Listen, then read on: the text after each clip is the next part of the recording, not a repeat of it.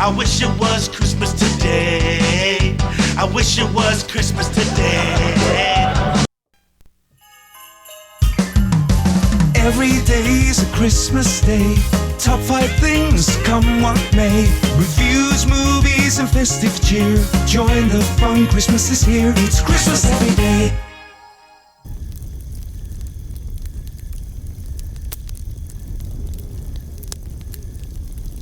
Merry Christmas, everybody. Welcome to Christmas Every Day.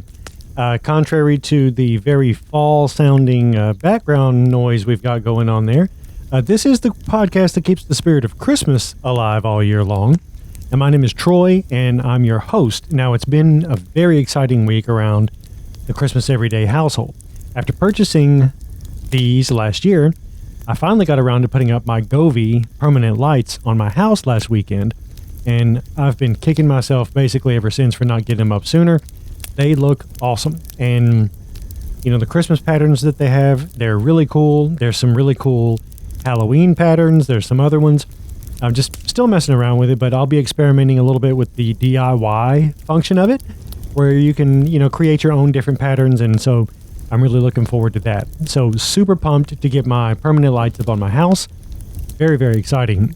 Also, I got my episode recorded for National Christmas Podcast Day, which is tomorrow, November 1st. So that episode's going to come out tomorrow morning. And this is going to be a little bit different from our regular episodes and from the naughty list.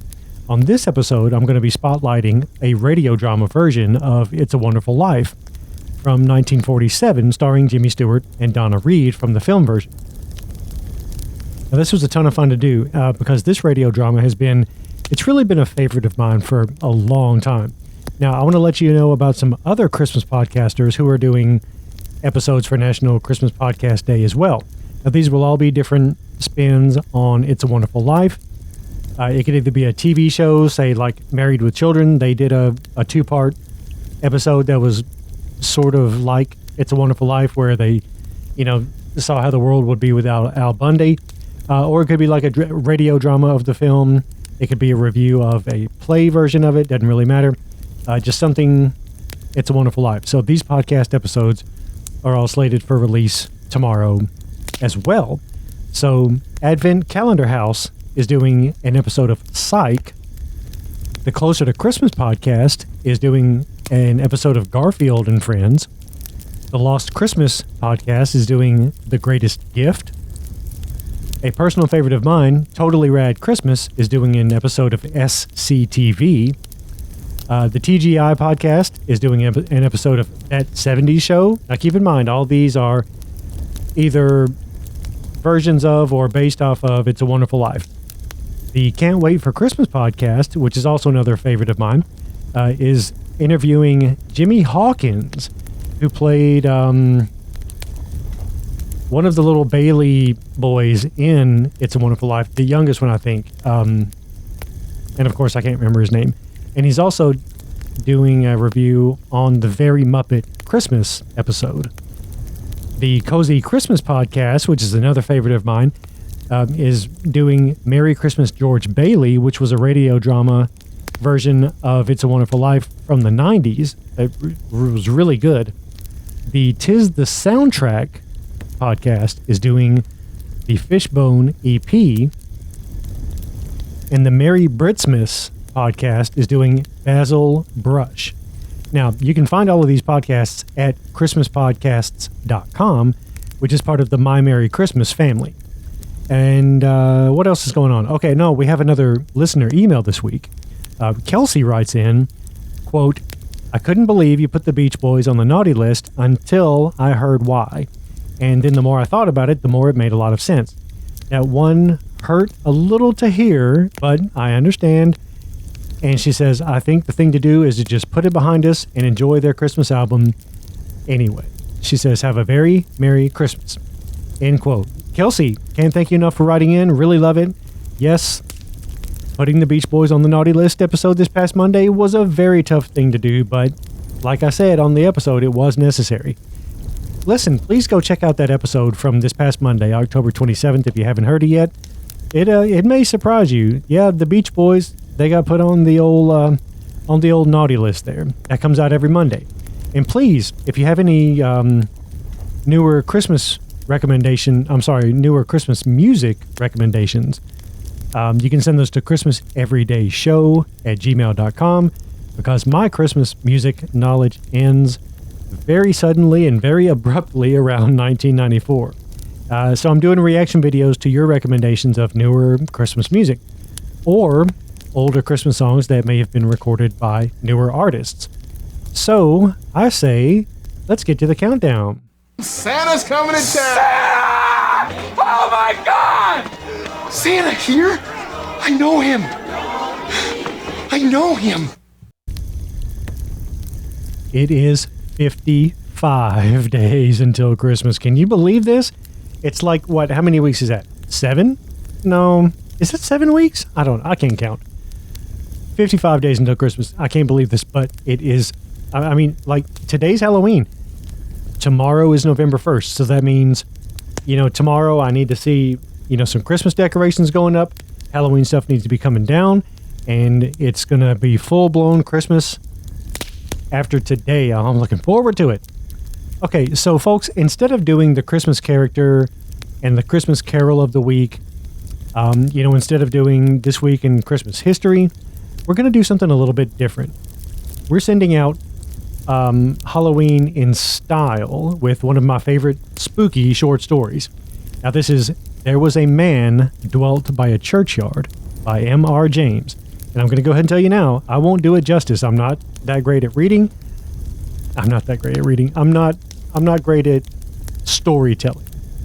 But I do love this story, and I'm reading it to give Halloween a proper send-off. And then we're ringing in the Christmas season with our episode tomorrow for National Christmas Podcast Day. So to send Halloween out with a bang, I bring to you There Was a Man Dwelt by a Churchyard. Now, I promise you, it's pretty short. There Was a Man Dwelt by a Churchyard by M.R. James. This, is the beginning of the story about sprites and goblins, which Mamilius, the best child in Shakespeare, was telling to his mother, the queen, and the court ladies, when the king came in with his guards and hurried her off to prison. There's no more of the story. Mamilius died soon after without having a chance of finishing it. Now, what was it going to have been? Well, Shakespeare knew, no doubt, and I will be bold to say that I do.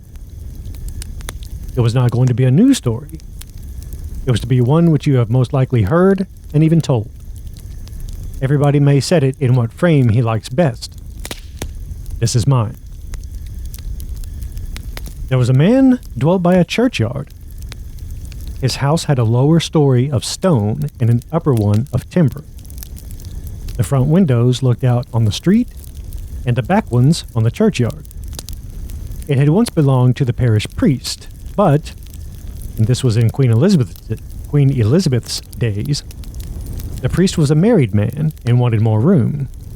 Besides, his wife disliked seeing the churchyard at night out of her bedroom window. She said she saw, but never mind what she said. Anyhow, she gave her husband no peace until he agreed to move into a larger house in the village street, and the old one was taken by John Poole, who was a widower, and he lived there alone. He was an elderly man who kept very much to himself, and people said he was something of a miser. It was very likely true. He was morbid in other ways, certainly.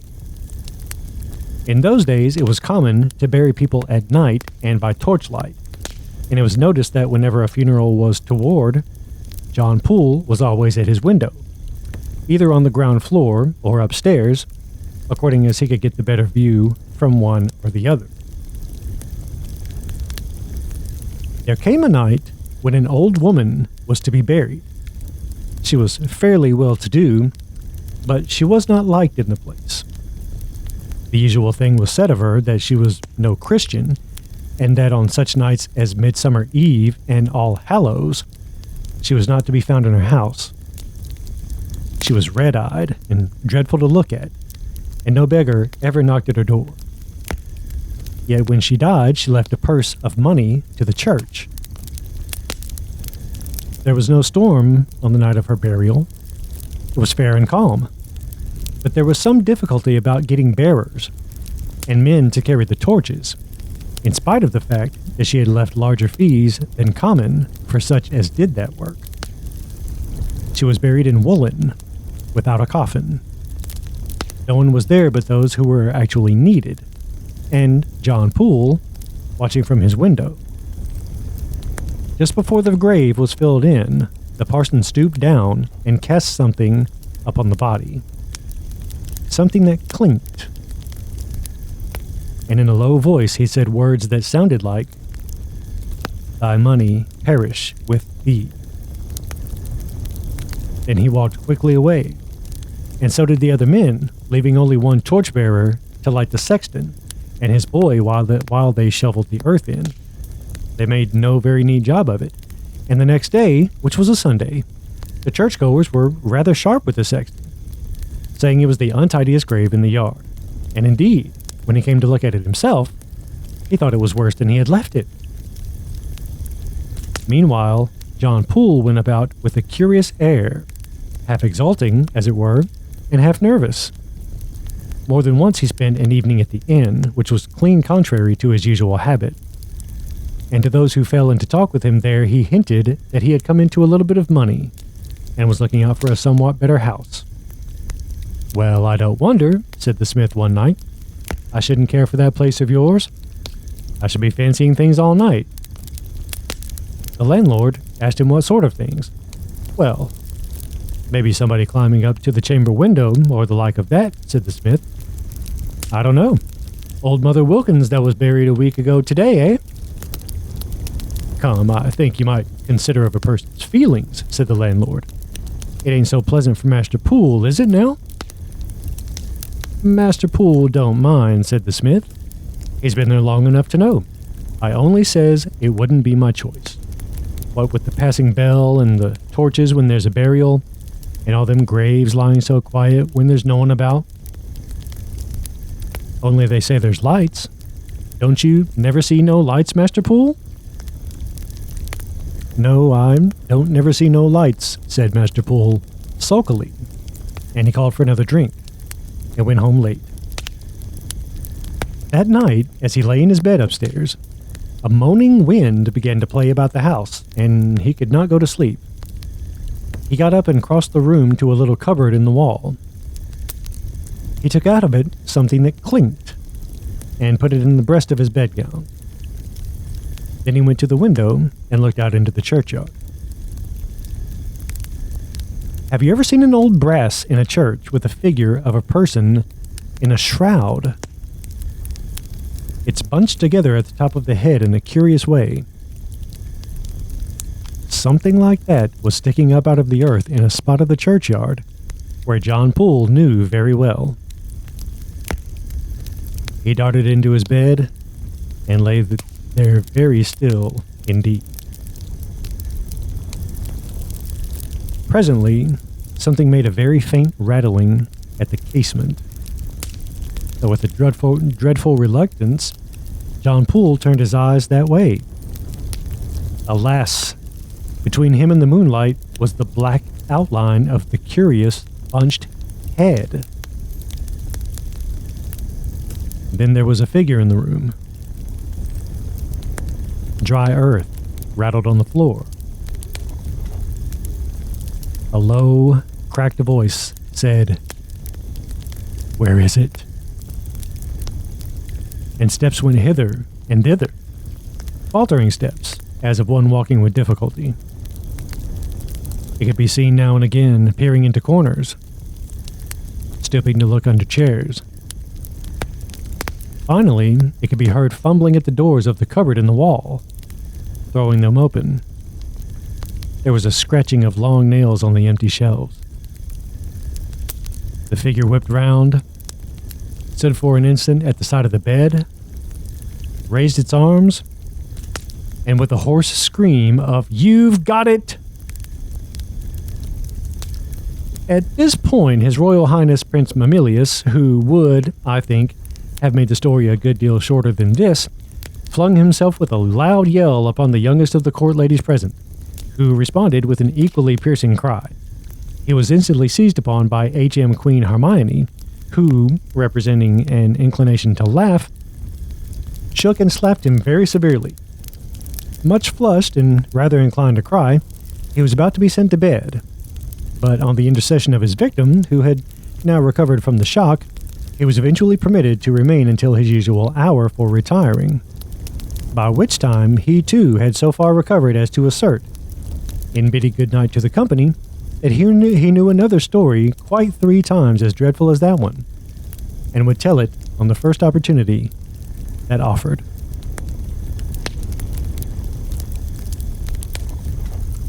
There was a man dwelt by a churchyard.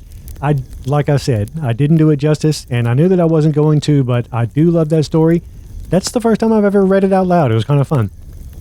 But you can check out YouTube. There's a version done by Michael Hordern, and he was a British guy, and he really, really did it very well.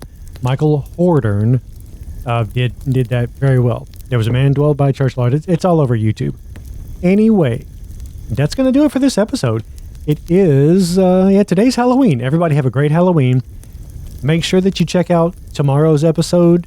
That's going to be coming out tomorrow morning for National Christmas Podcast Day. It's going to be my review of the 1947 radio drama It's a Wonderful Life, starring George Bailey and Donna Reed. All right, that does it for now. Happy Halloween, everybody.